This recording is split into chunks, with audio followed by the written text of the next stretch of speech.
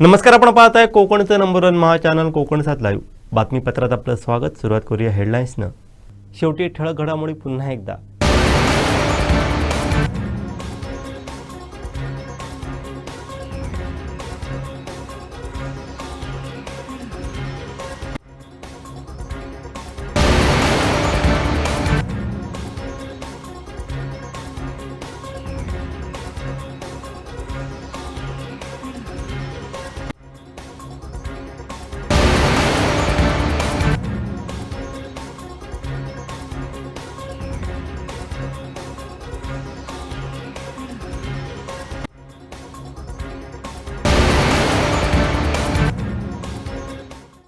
आता पाहूया सविस्तर बातम्या।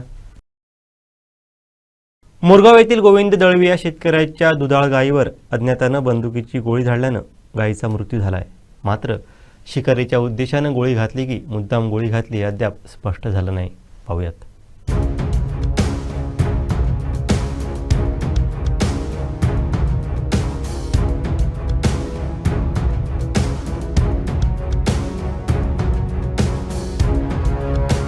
डोंगरी तालुका म्हणून ओळखला जाणारा दोडामार्ग तालुका हा शिकारीच्या दृष्टीने दिवसांदिवस या ठिकाणी जंगली जनावरांची शिकार मोठ्या प्रमाणात होत आहे आणि याचाच आज एक भाग म्हणून मोरगाव जो गाव आहे, या मोरगाव गावात एक निष्पाप शेतकऱ्याची गाय या ठिकाणी आपण पाहू शकता। माझ्या पाठीमागे ही गाय आहे आणि या गायवर कोणी बंदुकीची गोळी झाडून या ठिकाणी गायची हत्या केलेली आहे। असं हे क्रूर कृत्य ह्या ठिकाणी आज केलेलं आहे आणि हे आपल्यासोबत या ठिकाणी ते गायचे मालक शेतकरी आहेत। त्यांच्याकडून जाणून घेऊया की कशा प्रकारे ही घटना घडली आणि नेमकं काय कारण होतं आणि काय झालं। असं काय सांगाल? या ठिकाणी आपली ही गाय बंदुकीची गोळी झाडून मारलेली असं आपलं म्हणणं आहे, काय सांगाल? गाय मी चरायला सोडली होती, ती आली नाही म्हणून शोधायला आलो होतो, तर ती रक्तबंबाळ झालेली दिसली म्हणून मी शोधाशोध चालू केली। ती दिसली त्यानंतर पोलीस कंप्लेंट केली। कंप्लेंट करायला मुलगा गेला होता, म्हणजे ती आता गोळीचा वरती वर्षाव झाला, ती मेली गाय। काय म्हणजे ही घटना साधारण कधी घडली असं काय? ही घटना काल संध्याकाळी घडली। या संदर्भात आपल्याला कोणाला असं डाऊट वगैरे असं काय आहे का? कोणी जाणून बुजून केलेलं आहे? काय काय ना असं डाऊट का मला येत नाही, काय रानटी जनावर म्हणून हत्या केली असणार, ती काय मला माहिती नाही। त्या ठिकाणी आपण पाहिलं हे जे शेतकरी यांना धड बोलता पण येत, त्यांना डोळ्यात अश्रू अनावर झालेलं आहे। त्यांच्या घरातला एक सदस्य होता आणि सदस्याचाच या ठिकाणी हत्या झालेलं आहे असं त्यांचं म्हणणं आहे। त्यांचं लाखो रुपयाचं या ठिकाणी नुकसान झालेलं आहे। या संदर्भात त्यांना न्याय द्यावा अशी त्यांची मागणी आहे। या संदर्भात त्यांचा मुलगा जो आहे या दोडामार्ग पोलीस स्टेशनमध्ये तक्रार देण्यासाठी गेलेला आहे। वन विभागाने या ठिकाणी गांभीर्याने लक्ष देऊन असे जे शिकारी आहेत यांना जे बंदूक घेऊन फिरतात, शिकारी करतात, यांना कुठेतरी चाप बसण्यासाठी त्यांनी प्रयत्न करावा। कोकण 7 लाईव्हसाठी लहू परब, दोडामार्ग। विधानसभेच्या पावसाळी अधिवेशनातच सत्ताधारी भाजपच्या आमदाराने सरकारचे वाभाडे काढले। पाहूयात। सरकारी पक्षाचा 293चा प्रस्ताव आहे। मान्य रणधीरभाऊ सावरकर शेतकऱ्यांच्या विषयी आजपर्यंत जेवढे बी 293चे प्रस्ताव त्यांचे आले असतील ते शेती, शेतकरी, दुष्काळ, विमा, शेतकऱ्यांचे हिताचे प्रश्न, नानाजी देशमुखच्या याच्यावर त्यांची नियुक्ती अध्यक्ष म्हणून आपण केलेली आहे। पण आता विरोधकांनी मोर्चे काढले, आंदोलन केले, अन्यथा केलं, पण आपण तरी सिरियस आहो काय? नाही, सरकारी पक्षाचा प्रस्ताव असताना कॅबिनेट मंत्री नाही, सचिव नाही, राज्यमंत्री नाही, मग आपण खरंच या बाबतीत शेतकऱ्याच्या विषयी आपण गंभीर आहो का? जर गंभीर असू तर याची दखल घेतली पाहिजे अध्यक्ष महाराज। मी तुम्हाला सांगतो, सत्ता पक्षाचा आमदार हा 10 मिनिटं सभागृह तहकूब करा आणि कृषी मंत्र्याला बोलावा, कारण या आपण इथं गोष्टी करतो की आपण शेतकऱ्यांचे मुलं काय बळीराजा, वरुण राजा तपले आमच्यावर अन्याय करत आहे। आज विदर्भात नाही तर महाराष्ट्रात नाही, देशात पाऊस नाही आहे, शेतकऱ्याला हवालदिल झालेला आहे। या सभागृहाच्या माध्यमातून शेतकऱ्याला कुठेतरी दिलासा द्यायचा आहे। आणि जर आज अशी जर थट्टा शेतकऱ्याची होत असेल तर हे चित्र चांगलं नाही अध्यक्ष महाराज।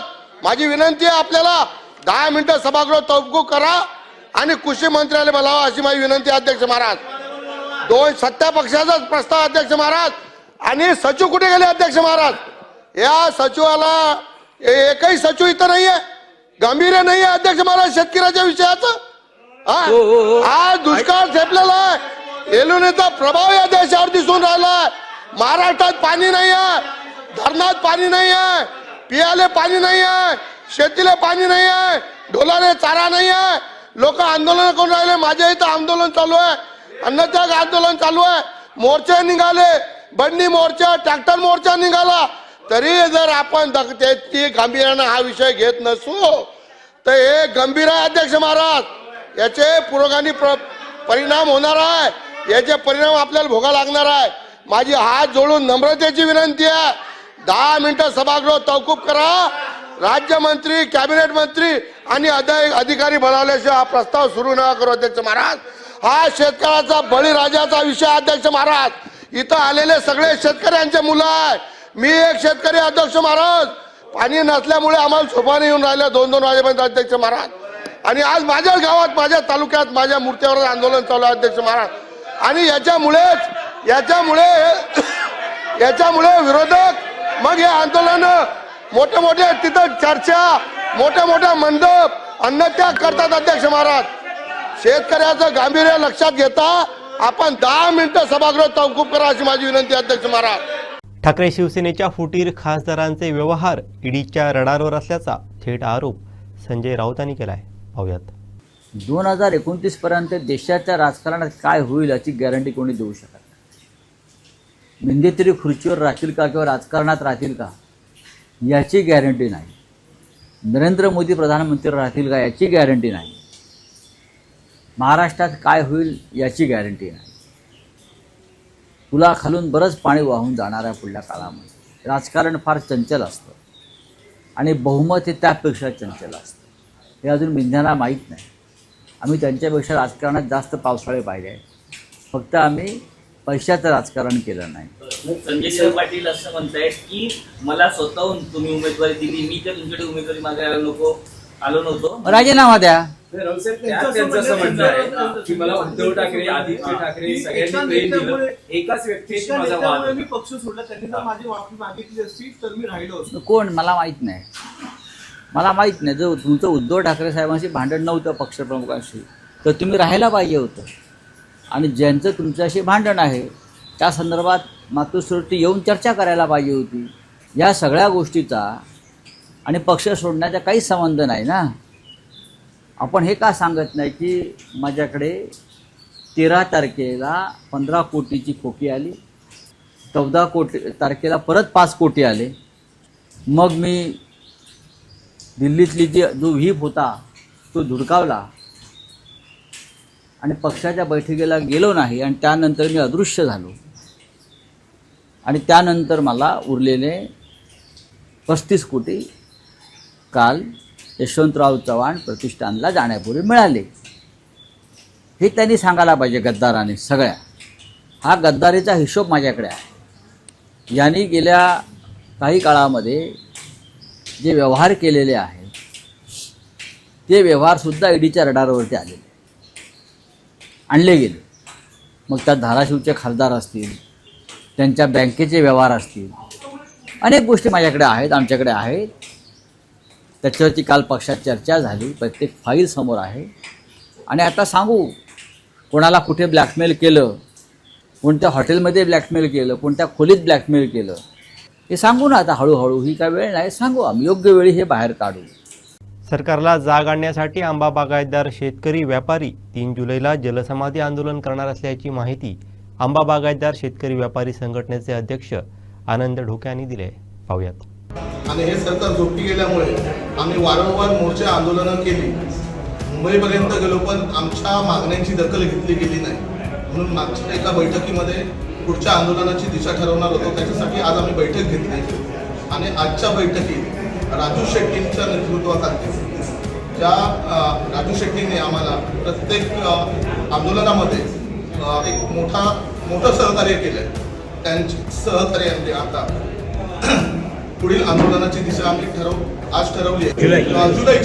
जुलैच्या 3 तारीखला मेळावा घ्यायचा ठरवलेला आहे आणि मेळावा घेतल्यानंतर एक आपल्या महाराष्ट्रात काही ठिकाणी अशी आंदोलनं झाली, त्याचपैकी एक आम्ही आंदोलन घेण्याचा विचार केला आहे, जलसमाधी आंदोलन. कारण या झोपलेल्या सरकारला शेतकऱ्यांचे बळी गेल्याशिवाय म्हणजे जीव गेल्याशिवाय यांना जाग येईल असं काही वाटत नाही. त्याच्यामुळे जर आम्ही 3 तारीखला आमच्या शेतकऱ्यांपैकी कोणाचे जीव गेले तर कदाचित 10 पर्यंत जे चालणार आहे अधिवेशन, त्या अधिवेशनामध्ये निदान जे असतील मागे शेतकरी, त्या शेतकऱ्यांना कोकणातल्या नक्कीच न्याय मिळेल असं आम्हाला वाटतंय. त्याच्यामुळे येत्या 3 जुलैला जलसमाधी आंदोलन घेण्याचं नियोजित केलेलं आहे. त्याचबरोबर जो अणुऊर्जा प्रकल्प आज देवगड येथे आणून घातलेला आहे या शासनाने, त्यांना अणुऊर्जासारखे घातक प्रकल्प आणता येतात, परंतु शेतकऱ्यांना ज्या काही गोष्टी हव्या असतील त्याच्यासाठी किंवा पर्यटनाच्या दृष्टिकोनातून हे सरकार करू शकत नाही.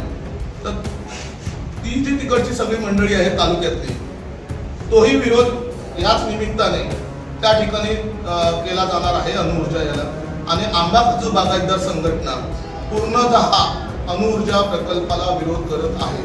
ज्या ज्या ठिकाणी आंदोलनं करायची वेळ येईल त्या त्या ठिकाणी आंबा काजू बागायतदार संघटना रस्त्यावरती उतरून त्याच्यासाठी राजू शेट्टी साहेबांची गरज पडली तर राजू शेट्टी साहेबांना पण आम्ही घेऊन येऊ, पण अणुऊर्जा प्रकल्पाला पूर्णतः विरोध करू. 3 जुलैचं आमचा जलसमाधी आंदोलन हे आम्ही करणार आणि त्याच्यावरती ठाम आहोत. पोलिसांनी दंडुकेशाहीचा वापर जरी केला तरी आम्ही त्याला आता काही घाबरत नाही. कारण आता शेट्टी साहेबांच्या नेतृत्वाखाली ते बऱ्यापैकी आम्हाला आता ती सवय झाली आहे. अगोदर कोकणातला शेतकरी घाबरायचा, आंदोलनं कशी करायची, पण आता त्या गोष्टींची आम्हाला बऱ्यापैकी सवय झाली आहे. आणि 3 तारीखला आमचं आंदोलन निश्चित आहे. मेळावा आणि आंदोलन, फक्त ठिकाण मेळाव्याचं ते आम्ही लवकरच जाहीर करू. सभापती गणेश राणे यांच्या पुढाकारातून आयोजित रक्तदान शिबिरास अधिकारी, कर्मचारी, शिक्षक वर्ग आणि ग्रामपंचायत कर्मचाऱ्यांनी उत्स्फूर्त सहभाग नोंदवत तब्बल 52 जणांनी रक्तदान केलं.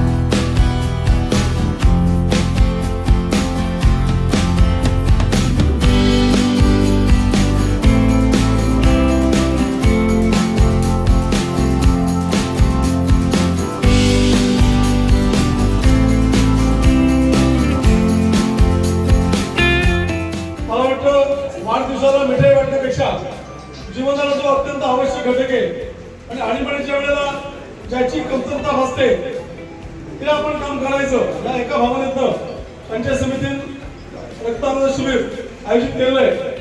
मला वाटतं निश्चितपणे या शिबिराला चांगला प्रतिसाद मिळेल. एखाद्या वेळेला रक्त लागतं त्यावेळेला आपण धावाधाव करतो. म्हणजे आमच्या आयुष्यात अनेक घटना अशा घडलेल्या आहेत की 8-10 दिवसांत एक तरी कार्ड लागतं. रात्री 12 वाजता तो फोन करतो, रक्त पाहिजे, मग अमुकच घट पाहिजे, काय पाहिजे. त्यावेळी कळतं की रक्त दिल्याचं काय पुण्य असतं. माझा अनुभव सांगतो, त्याच्यापूर्वी अनेक काम आम्ही केले असेल. ज्यावेळी आपण सांगायला जातो बाबा रक्तदान करा, त्यावेळी मागा करू तर नाही, पण तोच माणूस ज्यावेळी रक्त मागायला येतो त्या सांगावं लागतं बाबाने तो असं बोलला होता. अशा प्रकारचे अनुभव आलेले आहेत. मला वाटतं रक्तदान जर ते दुसरं पुण्य नसेल आणि ह्या वाढदिवसाच्या कार्यक्रमाच्या निमित्तानं हा जो कार्यक्रम होतोय त्याबद्दल निश्चितपणे पंचायत समितीचं सर्व पदाधिकाऱ्यांचं मी व्यक्तिशः अभिनंदन करतो. आणि हा जो कार्यक्रम आहे त्या कार्यक्रमामध्ये जास्तीत जास्त रक्तदाते सहभागी होऊन खऱ्या अर्थानं देशसेवेला मदत करतील एवढी मी इच्छा व्यक्त करतो. कार्यक्रम लाभताना रक्तदान हा इथे सकाळपासून आलेला आहे, त्यानिमित्त त्यांना सर्व शुभेच्छा देतो आणि हा कार्यक्रम यशस्वी हो अशी ईश्वरचरणी प्रार्थना करतो. मला इथे बोलायला संधी दिल्याबद्दल आपल्या सर्वांना धन्यवाद. सन्माननीय जिल्ह्याचे पालकमंत्री नितेशजी राणे साहेब यांचा आज 23 जून 2026 रोजी आज वाढदिवस आपण साजरा करत आहोत. हा वाढदिवस साजरा करतेवेळी माझ्या समेत माझे सहकारी पंचायत समितीचे आमचे ओगले साहेब, आमचे सहकारी विष्णूजी घाडी, आमच्या महिला सदस्या अनभवणे मॅडम, अधिकारी वर्ग, कर्मचारी वर्ग, आज साहेबांचा वाढदिवस साजरा करतेवेळी साहेबांनी संपूर्ण या जिल्ह्यातील पदाधिकारी कार्यकर्त्यांना सूचना दिलेल्या आहेत की माझा वाढदिवस साजरा आज करू नये, कारण या महाराष्ट्रामध्ये या कोकणातील लोकांना जो शेतकऱ्यांच्या बाबतीत आज आंब्याच्या बाबतीत अनेक शेतकरी आज हवालदिल झालेले आहेत. ज्यावेळी आपण वाढदिवस साजरा कराल त्यावेळी समाज उपयोगी जे कार्य असेल ते आपण कार्यकर्त्यांनी करायचं आहे. त्या दृष्टिकोनातून आज पंचायत समितीमध्ये रक्तदानाचं आयोजन केलेलं आहे आणि मला खरोखर सांगायला अभिमान वाटतो की पंचायत समितीमध्ये ज्यावेळी मी, माझे सहकारी उपसभापती अमोलजी लोके आणि आमचे गटविकास अधिकारी जगताप साहेब आणि आमचे शिक्षण विभागाचे घसे आमचे शिंगारे साहेब, आम्ही बसलो आणि असं नियोजन केलं मी की साहेब आपल्याला या पंचायत समितीमध्ये एक रक्तदान शिबिर भरवायचं आहे, पण आपल्याला या तालुक्यामध्ये ग्रामस्थ या पावसाळ्यामध्ये येतील की नाही येतील, पण आपल्या संपूर्ण जो पंचायत समितीचा स्टाफ आहे, मग प्रामुख्याने मी शिंगारे साहेबांना म्हटलं आपला शिक्षण विभाग हा मोठा आहे आणि शिक्षण विभागाची आपल्याला आज गरज आहे, कारण तुमच्याने आज जे शिक्षक वर्ग आहे ते जास्त आहे आणि नियोजन करते वेळी शिंगारे साहेबांनी मला सांगितलं की तुम्ही जे सांगाल ते आपण त्या हिशोबाने आपण लिस्ट तयार करूया आणि मला वाटतं सर्वात जास्त शिक्षण विभागाने आपल्याला इथे शिक्षकांची रक्तदान देण्याची नावं दिली, त्याबद्दल मी शिक्षण विभागाचे आभार मानतो. त्याचबरोबर पंचायत समितीमध्ये सर्व आमचे खाते प्रमुखांमध्ये पहिलं जर नाव मला दिलं असेल तर आमचे जगताप हे गट विकास अधिकाऱ्यांनी मला सांगितलं मी स्वतः पहिलं देतो. त्याचबरोबर आमचे शिंगारे साहेब म्हणाले की मी पहिलं देतो आणि बांधकाम विभाग, आमचा शिक्षण विभाग, सर्व पंचायत समितीतील खाते. राज्याचे मत्स्य व बंदरे विकास मंत्री तथा जिल्ह्याचे पालकमंत्री नितेश राणे यांचा वाढदिवस वैभववाडी तालुक्यात विविध सामाजिक उपक्रमांनी साजरा करण्यात आला. पाहूयात.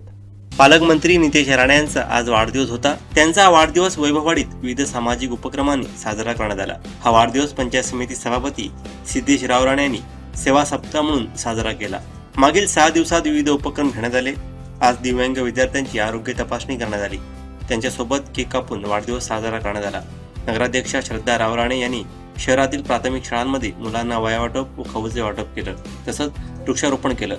लोरे नंबर 2 येथे विद्यार्थ्यांना मोफत वह्या वाटप करण्यात आलं.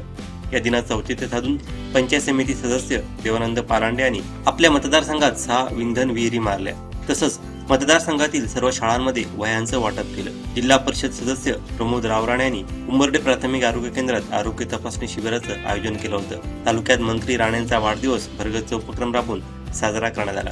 देवगड तालुक्यातील मुणगे गावामध्ये केंद्र सरकारकडून प्रस्तावित अणुऊर्जा प्रकल्पाला विरोध दर्शवण्यासाठी भगवती मंदिर मुणगे येथे खास विशेष ग्रामसभा आयोजित करण्यात आली होती. या ग्रामसभेत या प्रकल्पाला एकमुखानं कडवा विरोध करण्यात आला. पाहूयात.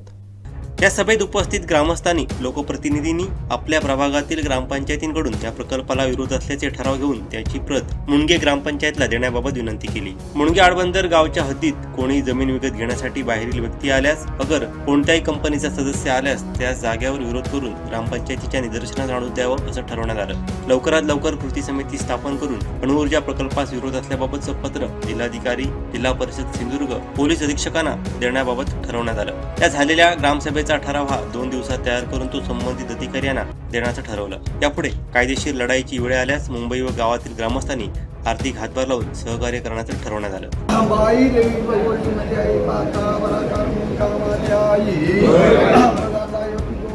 गाव घर करतो मानकरी वतनदार जे काय होती आज तुझ्या गावात जो काय कल्प जो काय इल्लो असा तो रद्द करण्यासाठी जे काय सकाळी आणि जो काय गाव घर करतो मानकरी वतनदार किंवा मुंबई शहरातो जे काय तुझे आपले करते मानकरी वतनदार एका मुंबई शहरापासून गेले आणि तुझ्या एका मंदिरात एका मिटिंग घेतल्याने आणि ती मिटिंग बघत या आनंदातून संकल्प ती पार पाडून दिलंच गरीब आज वादविवाद नवता आनंदाची शांततेपणे तू पार पाडून दिलं तू आता भगवती त्या लेकरांनी आता जे काय गावघर करतो मानकरी वचनदारांनी लोकांसह सगळ्यांनी लोका विचारपूस केलेला असा हो लोका कल्प लोका इल्लेला असा तो कल्प रद्द करण्यासाठी जी काय तेली जी काय कमिटी गाव घरान नेमलेली असा आणि ती कमिटी आज आमच्या सरकारी लोकांपर्यंत थंय जाऊन जी काय ती पोचणार असा आणि ती पोचून जी काय काम करणार असा त्या कामातून सहभागी होण्यासाठी आणि त्यांच्या घरी कोणतरी त्यांच्या जे काय विरुद्ध लोक असं ते लोक ते कुटापूट करण्यासाठी हे काही करते आणि ती कमिटी किंवा जे काय तुझ्या गावातले लोक इथपासून 125 वर्षापर्यंत असं त्यांना फोडण्याची हे भगवती काहीतरी प्रगती करते तर काही कोणाचा चालाक न देता आनंदाची काय कमिटी किंवा गावघोरे कोप्यान तुझ्याकडे एकटे झालेला असा आणि तुझ्याकडे जो काय बोल देतात तो बोल तू जमे घेऊ कर काही जरी कारण कोणी केलं तरी त्या कारणचे ते कमिटी किंवा गावघराकडे येताने आणि तू ते करीतोच करतो हो देताने आणि तुझ्या गावाची किंवा तुझी कधी ते अपमान होताने जो गाव घर करतो मानकारी वचनदार तुझ्याकडे बोल देतात तो बोल तू जमे घेऊ कर आणि तुझो पूर्व मर्यादितो गाव मालकीनीचो बारा था तो मानच्या तो सीमेच्या अधिकाराचो एक जोड करू कर आणि कधी तुझ्या गावात किंवा इतर गावात तो कधी येताने अशी खबरदारी घेऊन गाव घर करत्या मानकऱ्यांका सुखी करून तुझा आशीर्वाद दी आणि तुका गाव घरात चांगला केलेला आता जमे गे मात्याई. आपल्या वाढदिनी मंत्री नितेश राणेंनी टोलबाबत मोठी घोषणा केली आहे. पाहूयात. नमस्कार. आज माझ्या जन्मदिवसाच्या निमित्ताने ज्या सिंधुदुर्गच्या जनतेने आम्हा राणे कुटुंबियांना भारतीय जनता पक्षाला नेहमीच मतदानारूपी आशीर्वाद दिलेला आहे, भरभरून दिलेला आहे, त्या आमच्या सिंधुदुर्ग जनतेला जिल्ह्याचा पालकमंत्री म्हणून मी आजच्या दिवशी काही द्यावं अशी भावना माझ्या मनामध्ये होती. जनतेची सेवा करणं हेच माझं मूळ उद्दिष्ट आहे आणि माझ्या जनतेच्या मनातला प्रत्येक प्रश्न, प्रत्येक अडीअडचण सोडवणं आणि ते सोडवण्यासाठी कुठल्याही टोकावर जाणं हे संस्कार सन्मान्य राणेसाहेबांनी आम्हाला दिलेले आहे. आज जो टोलचा महत्त्वाचा विषय, ओसरगावकडे येणारा जो टोल, त्या बाबतीमध्ये सिंधुदुर्गच्या जनतेमध्ये, व्यापारी वर्गामध्ये मोठा असंतोष होता की हा टोल आम्हाला लागणार का. टोलच्या बाबतीमध्ये केंद्र आणि आमचं महायुतीचं सरकार आम्हाला काही सहकार्य करू शकतं का अशी भावना सगळ्यांमध्येच होती आणि त्याच भावनेचा आदर ठेवून मी सिंधुदुर्गच्या जनतेला विश्वास दिलेला, शब्द दिलेला की ह्या बाबतीमध्ये निश्चित पद्धतीने सकारात्मक तोडगा काढला जाईल. आणि म्हणून आजच्या दिवशी मी माझ्या जिल्ह्याच्या जनतेसाठी एक सकारात्मक बातमी इथे देणार आहे. ओसरगावकडे जो काही टोल सुरू होतो आहे नॅशनल हायवेच्या माध्यमातून, त्या टोलकडे MH07 म्हणजे आपल्या जिल्हावासियांच्या ज्या MH07च्या ज्या गाड्या असतात त्यासाठी एक विशेष लेन त्या टोलमध्ये ठेवली जाणार आहे. ज्या जिल्हावासियांच्या MH07च्या नंबर प्लेटच्या गाड्या असतील त्या लेनमधून जाऊ शकतात, कुठलीही अडचण त्यांना होणार नाही. ज्यांच्या पिवळ्या नंबर प्लेट आहेत म्हणजे कमर्शियल नंबर प्लेटसाठी 50% सवलत संबंधित कंपनीने जाहीर केलेली आहे. आणि म्हणून मला विश्वास आहे आजच्या माझ्या जन्मदिवसाच्या निमित्ताने मी माझ्या सिंधुदुर्गच्या जनतेला काही देऊ शकलो, त्यांच्या मनाचं समाधान करू शकलो, ह्यापेक्षा मोठी भेट माझ्यासाठी असूच शकत नाही.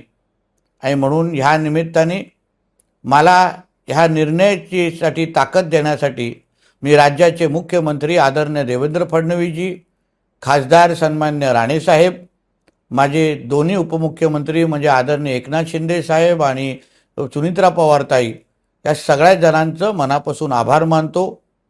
प्रामुख्याने आमचे नितीन गडकरी साहेबांचे पण मी आभार मानेन की त्यांनी या पूर्ण नॅशनल हायवेच्या रोडच्या निमित्ताने जिल्हावासियांना जे काही सहकार्य केलं त्यासाठी त्यांचं मनापासून आभार मानतो. परत एकदा ओसरगावचा टोल ज्या दिवशी सुरू होईल त्या दिवसापासून MH07 साठी आपल्याला एक वेगळी लेन उपलब्ध करून दिली असेल. त्याच लेनमधून MH07च्या सगळ्या गाड्यांनी प्रवास करावा एवढं आवर्जून या निमित्ताने मी आवाहन करीन, माहिती देईन. धन्यवाद. जय हिंद, जय महाराष्ट्र. दादर स्थानकावरून रात्री 12:05 सुटणारी दादर सावंतवाडी तुतारी एक्सप्रेस तब्बल 4 तास उशिराने धावत असल्यानं प्रवाशांना मोठा मनस्ताप सहन करावा लागला आहे. अनेक स्थानकांवर ही गाडी वारंवार आणि जास्त वेळ थांबत असल्यानं प्रवासी हैराण झाले आहेत. पाहूयात.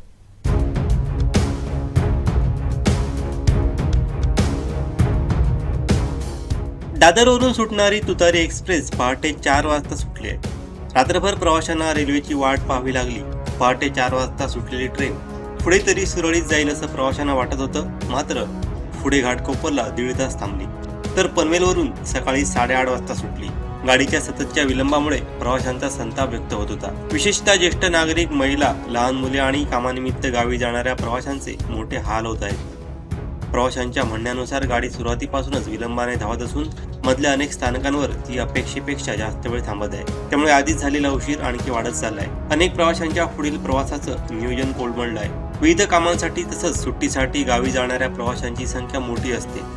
रात्रीची महत्त्वाची गाडी वेळेवर धावली नाही तर संपूर्ण प्रवासाचं वेळापत्रक बिघडतं. सध्या तुतारी एक्सप्रेसच्या विलंबामुळे नेमकं कोणतं तांत्रिक किंवा वाहतूक व्यवस्थापनाचं कारण आहे याबाबत अधिकृत माहिती मिळाली नाही. जिल्हावासियांसाठी सुटलेल्या या रेल्वेला प्रवासी वर्गाचा उत्स्फूर्त प्रतिसाद मिळतो. नेहमी ही ट्रेन हाऊसफुल असते. असं असताना ही ट्रेन वारंवार उशिराने का धावते असा सवाल प्रवासी वर्गातून विचारला जात आहे. शेवटी ठळक घडामोडी पुन्हा एकदा.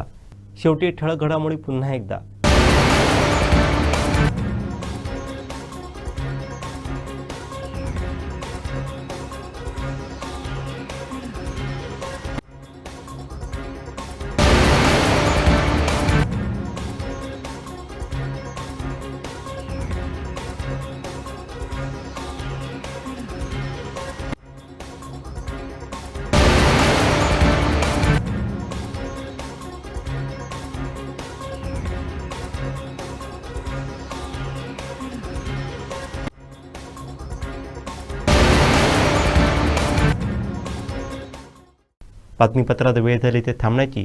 पाहत राहा बदलत्या कोकणचा बुलंद आवाज. कोकणचा नंबर 1 महा चॅनल कोकण 7 लाईव्ह. धन्यवाद.